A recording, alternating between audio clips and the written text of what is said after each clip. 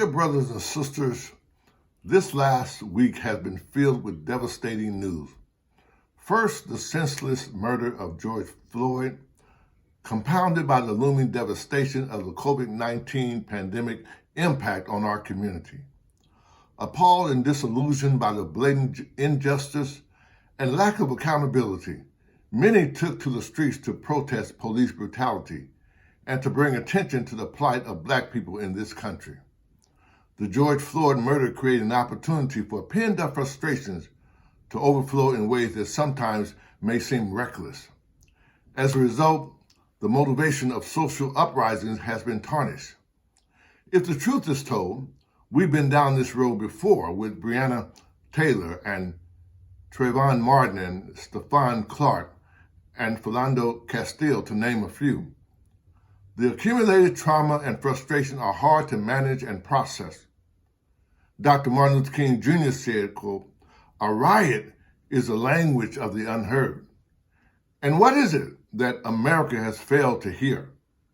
And as long as America postpones justice, we stand in a position of having these recurrences of violence and riots over and over again. Social justice and progress are the absolute guarantors of riot prevention, end quote.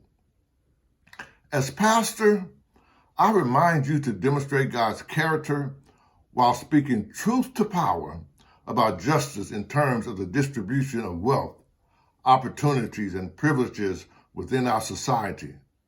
Take the time to educate and organize in a nonviolent, strategic way.